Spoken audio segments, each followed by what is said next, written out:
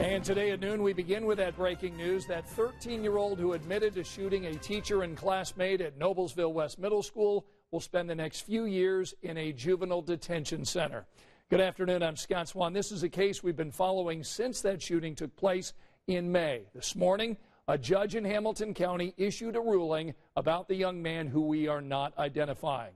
Our Rich Van Wyk was in court for today's ruling. He now joins us live to explain what happened. Rich? Scott, the judge remanded or sentenced the 13-year-old boy to a secure Department of Corrections juvenile facility until his 18th birthday. But here's a caveat. Depending upon the teenager's progress, his evaluations, his tests, his counseling and what have you, he could be released before them. Here's what it looked like outside of court this morning. There was another long line. Friends and supporters of both the teenager and his victims filled nearly every chair in the courtroom. They came to hear the judge's decision. The boy's parents, they were here as well. But victims Jason Seaman and Ella Whistler or her parents were not seen in open court today.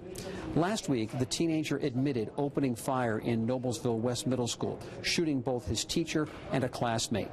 Before announcing his decision, Judge Paul Felix addressed the boy, saying his absolute lack of care, concern, and compassion frightened him. You took the community's sense of safety, he said. You stole a little girl's exuberance for life. The judge that said because of his concern for the public and others as well as the boy, he was sending him to a secure facility of the Department of Corrections. That's a disappointment to his family and his attorneys who argued for a private treatment facility. I believe the judge believed in what he was doing was right for the community. We obviously felt our client and the community would be better served with a different placement, but realistically, it's probably the same. Hamilton County Prosecutor Lee Buckingham said he believes the judge made the appropriate decision under the circumstances, but he is clearly concerned. Obviously, I think the whole community, given the accident that day, the whole community will be concerned when he's released. When he is released, either as a juvenile or as an adult, the judge intends to put this young man on probation. It's something we will probably follow for years. Scott?